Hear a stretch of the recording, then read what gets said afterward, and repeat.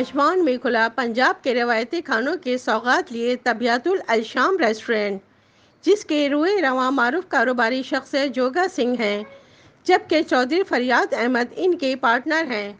खालिद हुसैन चौधरी सदर Pakistan social centre Sharjah ने फीता काट कर रेस्टोरेंट का इफ्तिताह किया।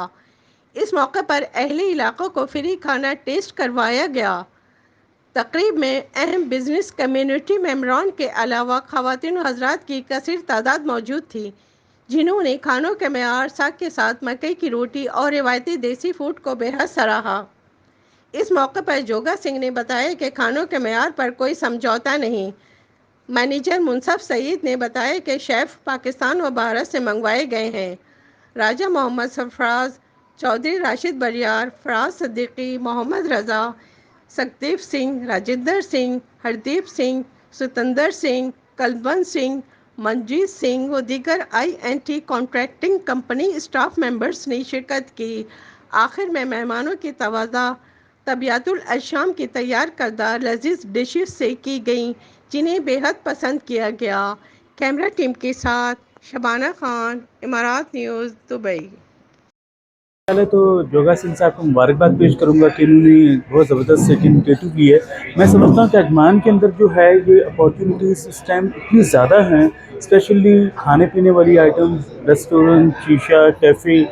तो इस तरह के जो बिज़नेस हैं उसमें ज़्यादा से ज़्यादा यहाँ पे हम लोगों को बढ़ चढ़ के हिस्सा भी लेना चाहिए कि हम लोग जितने ज़्यादा बिजनेसेस यहाँ पे परफॉर्म अपना यहाँ पे बनाएंगे, ज़्यादा से ज़्यादा एम्प्लॉयमेंट होगी। ਅਸੀਂ ਇਹ ਹੋਟਲ ਜੋਗਾ ਸਿੰਘ ਦੇ ਹੋਟਲ ਤੇ ਆਏ ਸੀਗੇ। ਬਹੁਤ ਵਧੀਆ ਖਾਣਾ ਜੀ, ਪੰਜਾਬੀ ਖਾਣਾ ਵਾ, ਬਹੁਤ ਸੋਹਣਾ ਬਣਾਇਆ ਔਰ ਬਹੁਤ ਵਧੀਆ ਸੇਵਾ ਕੀਤੀ ਇਹਨਾਂ ਨੇ। ਸਭ ਤੋਂ ਪਹਿਲੇ ਤਾਂ ਜੀ ਮੈਂ ਭਾਈ ਆ ਆਪਣੇ ਔਰ ਅਜਮਾਨ ਦੇ ਜਿਹੜੇ ਅੱਛੇ ਬਿਜ਼ਨਸਮੈਨ ਆ ਜੀ, ਉਹਨਾਂ ਤੋਂ ਸਾਡੇ ਭਾਈ ਆ ਜੀ ਜੋਗਾ ਸਿੰਘ ਸਾਹਿਬ, ਠੀਕ ਆ ਜੀ।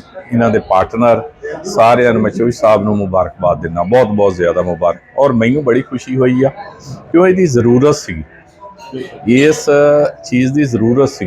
बड़ी खुशी हुई है कि जोगा सिंह साहब ने ये होटल बनाई है और इसमें हमको जो बहुत ही अच्छा लगा, एक साग और मक्की की रोटी। जोगा सिंह जी ਨੂੰ ਬਹੁਤ ਬਹੁਤ ਮੁਬਾਰਕਾਂ ਜੀ ਸਾਡੇ ਵੱਲੋਂ। ਔਰ ਸਭ ਤੋਂ ਅੱਛਾ ਲੱਗਾ ਕਿ ਸਾਰੀ ਇੰਡੀਆ ਔਰ ਪਾਕਿਸਤਾਨ ਦੀ ਕਮਿਊਨਿਟੀ ਮਿਲ ਕੇ ਬੈਠੀ ਹੈ, ਇਹ ਬਹੁਤ ਚੰਗੀ ਗੱਲ ਲੱਗੀ ਹੈ। ਔਰ ਖਾਣੇ ਤੇ ਦੋਨੇ ਟੇਸਟ ਰੱਖੇ ਉਹਨਾਂ ਨੇ ਔਰ स्पेशल ਉਹਨਾਂ ਦਾ ਜਿਹੜਾ ਸਾਗ मक्की की रोटी है ये बहुत अच्छा लगा। और सबसे पहले इनका बहुत बहुत शुक्रिया। और यहाँ पे एक ज़रूरत थी इस चीज़ की कि यहाँ पे एक अच्छा रेस्टोरेंट जो है देसी टच का मिले, स्पेशली हमें। और फूड खाया भी माशाल्लाह बहुत ज़बरदस्त ਵਧੀਆ ਜੀ। ਸਾਰੇ ਖਾਣੇ ਖਾ ਕੇ ਵੇਖੇ ਆ, ਪੰਜਾਬ ਚੇਤੇ ਆ ਗਿਆ ਜੀ ਅੱਜ। ਬਹੁਤ ਵਧੀਆ ਜੀ। ਸਾਨੂੰ ਅਜਮਾਨ ਦੇ ਵਿੱਚ ਇਹ ਨਹੀਂ ਸੀ ਚੀਜ਼ ਹੈਗੀ, ਫੈਮਿਲੀ ਰੈਸਟੋਰੈਂਟ ਇਸ ਤਰ੍ਹਾਂ ਦਾ, ਪਰ ਅੱਜ ਆ ਕੇ ਦਿਲ ਖੁਸ਼ ਹੋ ਗਿਆ ਜੀ। المطعم ممتاز، اللقمة طيبة كويس كتير، والديكورات حلوة والموقع ممتاز. بنصف عجمان ان شاء الله بتوقع له انا يعني يكون بالمستقبل رقم واحد بعجمان. جوگا مديري من 10 سنين تقريبا 8 سنين. ਸਾਡੇ ਯਾਰ ਦੋਸਤਾਂ ਦੀ ਇਹ ਨੇ ਕਿ ਕਹਿ ਰਹੇ ਸੀ ਕਿ ਇਹ ਹੋਣਾ ਚਾਹੀਦਾ ਅਜਮਾਨ ਦੇ ਵਿੱਚ। ਮੇਰੀ ਕੋਸ਼ਿਸ਼ ਹੈ ਕਿ ਉਹ ਅਸੀਂ ਹੁਣ ਜੋ ਸਵਾਦ ਇੰਡੀਆ, ਪੰਜਾਬ ਦਾ, ਪਾਕਿਸਤਾਨ ਦਾ ਜਵਾਰ ਦੀ ਰੋਟੀ ਔਰ ਸਰਸੋਂ ਦਾ ਸਾਗ, ਉਹ ਜਿਹੜੀ ਸਭ ਤੋਂ ਪਹਿਲਾਂ ਮੇਰੀ ਉਹ ਖੁਆਇਸ਼ ਆ ਕਿ ਉਹ ਅਸੀਂ ਅਜਮਾਨ ਦੇ ਵਿੱਚ, ਦੁਬਈ ਦੇ ਵਿੱਚ ਔਰ ਇਹ ਏਰੀਆ ਦੇ ਵਿੱਚ ਇਹਨੂੰ ਮਸ਼ਹੂਰ ਕਰੀਏ। ਸਪੈਸ਼ਲ ਇਹੀ ਹੈ ਮੇਰੀ ਸਭ ਤੋਂ, ਯਾਨੀ ਕਿ ਇਹ ਹੀ ਹੈ। ਲੱਸੀ ਹੋਏਗੀ ਨਾਲ, ਲੱਸੀ ਹੋਏਗੀ, ਦਹੀਂ ਹੋਏਗਾ ਰਾਇਤੇ ਵਾਲਾ, ਔਰ ਇਹਦਾ ਸਰਸੋਂ ਦਾ ਸਾਗ ਹੈ, ਯਾਨੀ ਕਿ ਕੋਈ ਡੱਬੇ ਵਾਲਾ ਨਹੀਂ ਹੋਏਗਾ, ਇਹ ਜੇ ਗੰਦਲ ਦਾ ਸਾਗ ਹੋਏਗਾ। ਔਰ ਜਵਾਰ ਦੀ ਰੋਟੀ ਜਿਹੜੀ ਹੱਥ ਦੀ ਪੱਕੀ ਹੋਏਗੀ। ਕੋਸ਼ਿਸ਼ ਹੈ ਕਿ ਅਸੀਂ ਉਹ ਟੇਸਟ ਦੇ ਸਕੀਏ ਜਿਹੜਾ ਆਪਣੇ ਇੰਡੀਆ, ਪੰਜਾਬ ਦੇ ਪੇਂਡੂ ਜਿਹੜਾ ਸਵਾਦ।